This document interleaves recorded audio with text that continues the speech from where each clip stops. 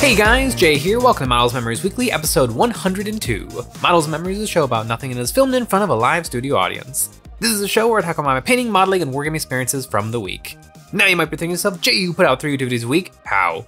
Could I possibly have more to say? Well, I do, and here goes.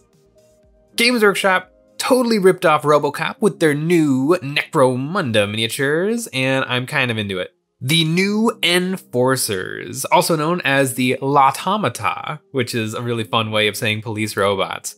But these are police robots for the Palinite Enforcers Necromunda game, which the Palinite Enforcers are, I feel like they're a little bit of a lame team for Necromunda. Like they're just sort of cops, but they're not the Adeptus Arbites that just came to kill team, which I think maybe they don't look better, they don't look worse. They're very, very different to the Palinite Enforcers. I think the Palinite Enforcers are a great thing to get if you want to play as the Tempestus Scions in Big 40K, because you get 10 dudes for like 45 bucks instead of 5 dudes for 45 bucks. Like they're in Games Workshop monies, they're a lot cheaper than those other miniatures, and they still look really good. Like if you painted them up maybe a camouflage or just in more drab colors than the way Necromunda paints them up, which is bright, bright yellow and black.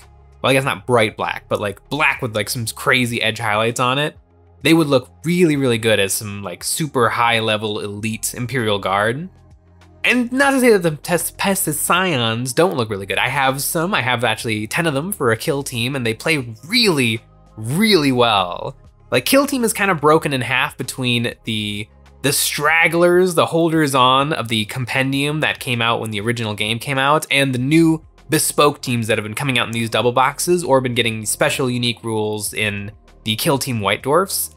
And what was crazy is that the Kazarkin that everybody went crazy for, the beautiful new Kazarkin, are a much worse team than the old Tempestus Scions from the compendium. And it's a little bit wild. I mean, the Tempestus Scions win because their stats are just a little bit better, but this is already 3 away from the Necromunda Police. So the Palinite Enforcers are kind of a lame gang just because they're the police. They're just normal dudes. They don't have a lot of the weirdness that the other gangs have. But I feel like the Enforcers, the Lautomata, actually add in a lot of that weirdness back. Number 1, Games Workshop clearly went back through their history of designs and they grabbed the old Rogue Trader Dreadnoughts, the Fury Bundes, as they're unofficially known as. And because that is just straight up what those legs are. They are the old Fury Bundes pattern Dreadnought legs. The bodies, they remind me a lot of the ancient, what were they? The ancient Gate Guardians from the Fifth Elements. They kind of have that sort of a posture and pose and silhouette. They don't remind me a lot of Robocop, although in the lore, that is exactly what they are, because they are dreadnoughts. They take the most zealous of the enforcers of the police, and they take out their brain, and they kind of put their brain through a police machine to make them even extra zealous, and then they shove it into one of these Lautomata machines. And they come with just mega versions of the classic Necromunda terrain, mega webbers, mega rams, just all sorts of interesting technologies. And I think it adds a nice amount of oddness to an otherwise very kind of stale bunch of dudes with bolters, shotguns, and pistols. Where a lot of the Necromunda gangs, they have just weird stuff, and they just are really weird in general. The Palinite Enforcers are just regular humans who are very, very decent. And the new robot henchmen they have are great. Another great thing this article says is that they can actually be used as mobile cover, which is a wonderful idea. You can sort of do it in Kill Team, but I wouldn't mind an actual way to do this for real. Some of the teams have smoke grenades, and the smoke grenades act as cover that you can just throw down and instantly have some obscuring terrain. And I think a team that has something built in like that, where one of your units, all of your units can provide cover to the model standing behind it. But if it was like an actual rule, like not only does this Tyrannid warrior provide cover, but it actually provides obscuring terrain because it is so big. And I feel like that could be actually really, really powerful, particularly for the Tyrannid warriors, because the Tyrannid could use a little bit of help. Their kill team is still pretty good out of the class compendium, but they are long overdue for a little extra lovin' from Games Workshop, because they're a compendium team and they're one of the big things in 40K. I mean, think about all the things we've gotten before. One of the classic top tier Warhammer 40K factions. I mean, 3 different flavors of regular Imperial Guard. Like the Euclidean Star Striders and the Gellerpox Infected. A brand new type of Eldar called the Corsairs. All of these things have happened before a classic thing from Games Workshop's history has gotten a proper kill team. And I would love them to look at some of the rules that they're making for Necromunda to make those teams really unique. Because that's what I want most out of new teams for kill team, is just have them play really, really uniquely and really differently. You know what? Heck, Games Workshop, take all of the Necromunda teams, give them kill team rules. Let's just have the 2 games be absolutely symmetrical. Let's have them both be the same exact thing. Because I would love to play some Escher gangers in kill team. Maybe even some Palinite Enforcers with some Lautomata. I think that would be really, really fun. I mean, there's only 40 kill teams, Games Workshop. Come on, we could definitely use, what, 14 more? I don't think that's a really big ask. Ah, good old Robocop. They're Robocops. They are absolutely Robocops. Ah, it's like in Robocop, the early iterations of Robocop, how they always kind of went nuts. In the world of Warhammer 40K, the participants of that project don't go nuts. Or I guess they are nuts, but it's not so much that they're unable to continue to operate.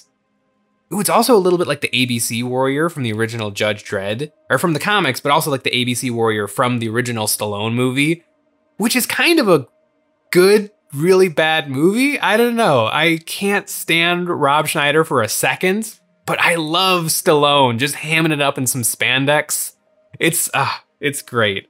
That's kind of what makes Necromunda so much fun, is it takes from really, really weird places that 40K and Kill Team and all of the other games sort of do, but they put so many layers in between the original idea that they're sort of stealing from and the finished product that it kind of blandifies some things, where these are robot cops.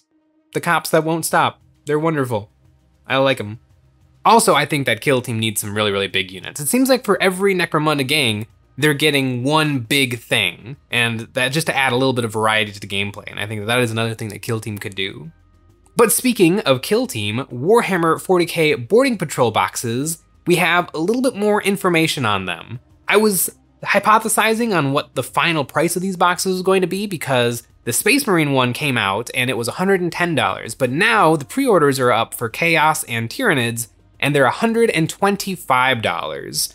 I don't know if that is, well, I'm sure it's due to the price hikes in general, but it seems like 125 is going to be the new number. And so Games Workshop showed off 2 more boxes, some Eldar and Dark Eldar, or Eldari and Drukhari, as Games Workshop would like me to call them. And one of them seems very interesting and very unique, and the other one is Dark Eldar. So let's get into it. The Eldar box almost made me want to pull the trigger, because I really, really love Jane Czar and the Howling Banshees. Like, they're just, I don't really like the Eldar that much. I don't really like elves that much, but something about those units. Like, if I had an Eldar army, I would only be able to buy the couple of units that I really, really like, which is all of the Wraith stuff, the Warwalkers, and the Howling Banshees. I just really, really like those models. They're really cool, they're really interesting, and they really, really way better than the classic Eldar Guardians with their Speedos. It's, I don't know, regular Eldar doesn't really jimmy my jams, it doesn't flim my flams, but there's a couple of units in there that are really, really good. The Warwalker might be one of my all-time favorite 40K kits, and it's so old, but maybe it's something about walkers. I love mech suits. It's just so, like, elegant. I really, really like it, and it doesn't come in this box, but Jane Czar and a squad of Howling Banshees come in this box. And ooh, Jane Czar and some Howling Banshees at a discount. Maybe the stars could align. Maybe I do want to start an Eldar army. However, the other thing that fills out this box is 2 sets of Kill Team Corsair Voidsguard. I have a Void Scarred Corsairs kill team. They painted up really, really nice, actually. The models are absolutely fantastic, and they do, for sure, have rules in Big 40K, and that's why they're in this box. 2 boxes of them.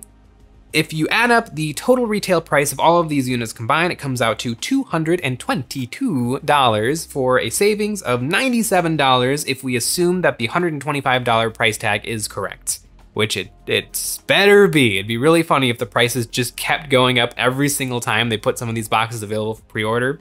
But $97 of savings is not bad. That's pretty darn good from Games Workshop. It's right around like 50%, which is what I like to see. Although what I would really prefer more than just all sorts of these little boxes coming out is just if Games Workshop could, they'll never ever in a million years lower the prices, but just leave them alone for a couple of years. Games Workshop, every year, like a 4, 5, or 6% price rise is brutal. It's rough, but the Eldar box is decent if you want to spam the Corsair. Otherwise, I don't see it being a huge mover. Actually, you know what? I could see it being a really good mover if people have not been buying the Void Scarred for their Eldar armies, because they're just kind of a brand new thing that didn't exist before. A little bit like the Sisters of Battle Novitiates, which also came out originally for Kill Team, but now have 40K rules. I don't see Novitiates flying off the shelves and into people's armies on like Instagram and Facebook. I think just because they're a new thing, and they're a new thing kind of in the troops slot, and so people are like, well, I already have all of my troops. I already have plenty of Sisters of Battle. I've got plenty of Repentia, which might be in the elite section. I have to double check that. But they already have all of that figured out. So they're like, do I want to buy 2 or 3 more boxes of this thing just to have another troops option when I'm already playing with the troops I already have, and I have plenty of them and they're already done and finished and painted up. So actually, I don't think that the Corsairs are a bad choice.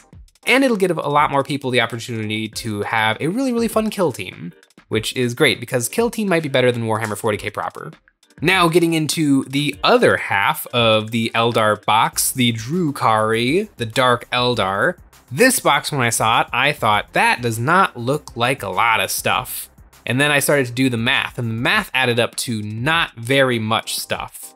This box comes with 2 squads of witches, 1 squad of incubi, the new plastic incubi. Well, not that new, they're quite a few years old now, but they were replacing the very old incubi from before, the before 4 times, the metal times, and a succubus, which has been out of stock for ever and ever, and I do kind of want one.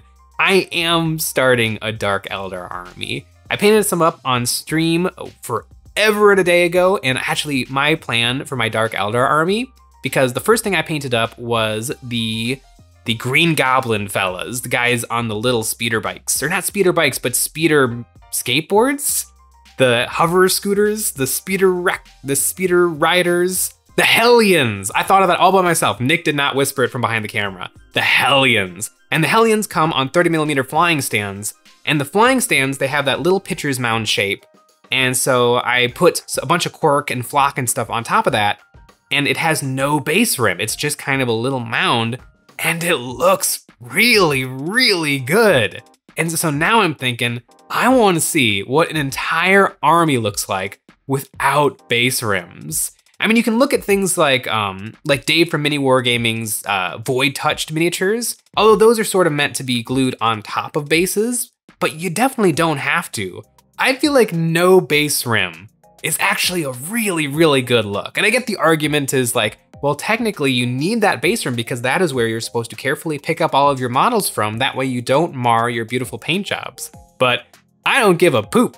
I pick my models up by the handful with Cheeto dust fingers. I don't care at all. And I am really rough on my miniatures, and really, I mean, I get, breakages from time to time, but I don't really get paint wearing off my miniatures at all. And I am very lazy with varnishing. Like 25% of my miniatures actually get varnished, and the rest of them just go right from painting desk to the gaming table with nothing in between to keep that paint safe, and I don't really care and I don't notice any problems with it. But I want to do an entire Dark Eldar army without base rims. I'm gonna have to maybe make like a little STL, or make Nick make me an STL. He's nodding yes behind the camera. He's gonna do that for me.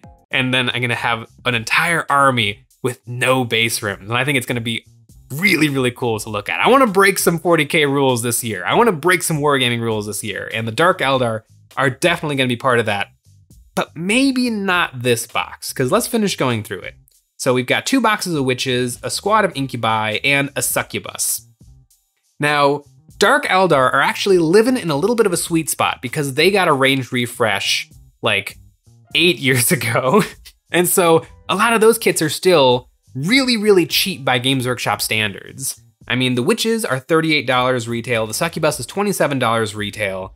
I mean, that's pretty close to like half as much as Games Workshop charges for those sorts of units nowadays. And so adding up the total retail, if you purchased all of those units separately, it comes out to $163. And assuming that this box is going to cost the same at $125, that is a $38 savings.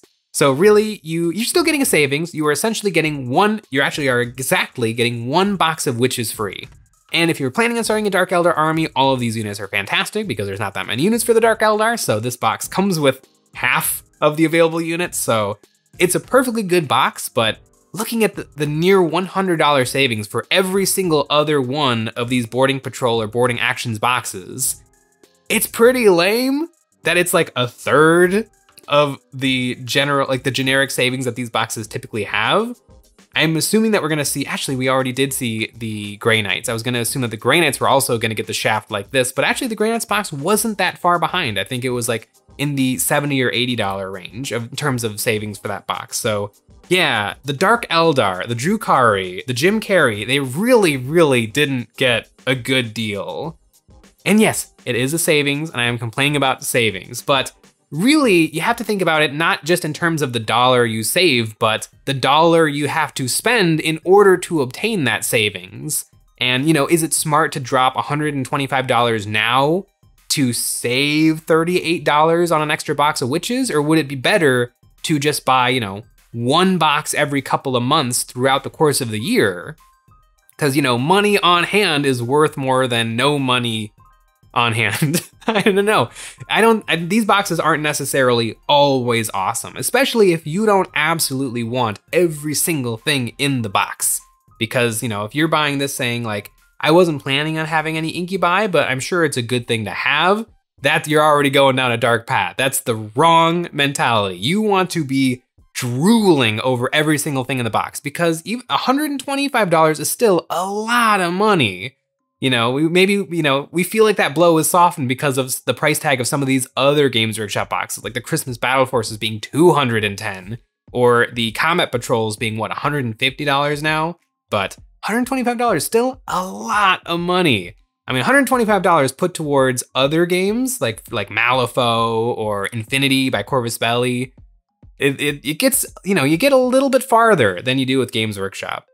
So I think I might be passing on the Dark Eldar box. It's fine. It's fine. It definitely leaves a sour taste in my mouth because the savings are so far behind all of the other boxes that we've looked at. I mean, clearly it might be a situation where like there wasn't room in the box because these models are a little bit older and so they come with a lot of sprues. I mean, I have some Cabalites and I have some Witches and there's not a ton of bodies per sprue. You know, modern sprues, you know, usually almost everything Games Workshop manages to get away with 2 sprues per kit, and that comes with like 10 bodies and all of the weapons and all of the arms. Where back in the Diz-A, usually you got like 4 bodies on 1 sprue, and then you got all of their heads and arms on another sprue, and you know, you could fit your whole hand through some of the gaps in between those sprues, where now everything is super, super tight and efficient. But yeah, the Drew Carries, Jim Carries, the Dark Eldar, the Drukhari, kind of a little bit lame. And speaking of things that are a little bit lame, so last week I made a video where I put together some female Space Marines, and I knew that this would cause a little, you know, a little bit of spiciness in the comments, but holy moly, it was something. We probably got 8 times the typical number of comments that we usually get under our videos. And it was, you know what? I must say it was very reasonable and well-spoken, and it wasn't. it was a very wretched hive of scum and villainy. That's not true, that's a little hyperbolic, but what is it about female Space Marines? Because in the video, I go over the basics of the arguments for and against, why I was making them, which is because I think it would be cool, and why they don't exist because Games Workshop just never made them, which is perfectly fine. In the video, I do say that I wouldn't add female Space Marines to the Imperium of Mankind as it exists now. But some people got really, really upset and offended, and because it does go against the lore. But I do and don't think lore is important, because the only, there can be things that with really, really cool lore that I don't really care about because it doesn't lead to good storytelling. And there can be stuff that has almost no lore whatsoever that I really, really like. And so what matters to me is if I'm entertained. That's really the only thing I'm looking for. And 40K is a really, really good way to be entertained because there's just so much out there. I mean, there's multiple different settings for their game. There's 30K, which is 10,000 years before 40K, and somehow literally 10,000, like the difference between 30K and 40K is hundreds and hundreds of novels and storytelling and setting. Like, it's crazy that Games Workshop made just a tiny change like that and got away with so much. But what I want to talk about with female Space Marines is I think it would lead to interesting stories that I would want to read. I've read a lot of Space Marine novels, and my problem with Space Marines, and I love Space Marines, you all know I have over 10,000 points of Black Templar Space Marines. I love Space Marines. But the thing that irks me about the Space Marines is they are teenagers from Death Worlds who are shoved full of extra organs, and then that turns them into super Space Marines. And there's not that much room for growth. Every single Space Marine is like a tomato, a manufactured product, and sometimes they have different thoughts and opinions and beliefs, but you instantly know the history of a Space Marine because by virtue of them being a Space Marine. They were just snatched up, turned into a Space Marine, and have been fighting the evil denizens of the 40K galaxy for thousands or hundreds and hundreds, if not thousands of years, and they will one day die on the battlefield, probably to something really lame, like a Gretchen or an orc. And the Games Workshop has done so incredibly much with just that basic framework to hang their stories off of. But I find that usually the stories that interest me the most are a little bit more character driven and a little bit less like focused on the goings on. That's really what the Space Marines are, is you know what the Space Marines are, but what happens when we put the Space Marines on a gene sealer infested planet? What happens when we put the Space Marines on a spaceship that got caught by the demons in a warp storm? What happens to the Space Marines? It's always the same thing with a new coat of paint, where I think doing something like Primera Space Marines or adding female Space Marines would add a lot of interesting conflict. And we're seeing this a lot with the Primera Space Marines. A lot of the Primera Space Marines have 30K sensibilities, and it's interesting to see those 30K sensibilities in a 40K setting. It adds for new ways to tell similar stories, and I really, really like that. And I think that that is something that actually female Space Marines, not as a retcon, but as a new thing, could add a lot to the lore. Like, I really, really like what Games Workshop did with the Stormcast Eternals for Age of Sigmar. Essentially the same thing as classic Space Marines, but they're not. Because Stormcast Eternals are folks who lived a whole life in the realms. They were normal people or heroes or soldiers or just folks. And then they did something so amazing. They went out in a blaze of glory, a heroic last stand, either defending people or rescuing people or fighting on the battlefield. And they caught the Eye of Sigmar, and their soul was snatched up on the moment of their death, and they are recreated as a Stormcast Eternal. And that leads to some really, really interesting stuff, because instead of every single Stormcast having the exact same story behind them, they were plucked as a teenager, shoved with extra organs, 1,000 years later, they're a Space Marine on the front lines. All of these Stormcasts are regular people. In the book Soul Wars, there's a great story about a Stormcast general who is very, very protective of this little girl. And as you find out, because Stormcast don't necessarily know their history, they don't know their backstory, they don't know who they used to be before they were Stormcast, that she was a mother, and that is kind of seeping into her Stormcast persona, and that's why she's extra protective. There's other people who are librarians, and so they take on these other roles in the Stormcast army because of who they are and who they live their lives as. And there's tons of drama and there's tons of tragedy involved, and there's just a little bit more tweaking and things that you can do to each individual thing. I really, really like 30K novels because of that, because 30K is a little bit more, there's definitely more of a brotherhood and a little bit more camaraderie and a little bit more story given to each individual Space Marine, although the human characters are still way more interesting. But there's something about Space Marines that can get old really, really fast. And so I am always of the opinion that new things for the Space Marines are never a bad thing. And new things meaning like new abilities to have characterization and not necessarily just new missile launcher guns that they hold like squirt guns and it looks absolutely ridiculous. So that's what I think about female Space Marines. I also think it'd be really cool to have chaos women as Space Marines. I mean, it already technically exists because there was I think it was Iron Hand's novel where a regular woman went into, or not a regular woman, but a soldier went into a suit of like chaos warp infused armor and then just became one of the gang.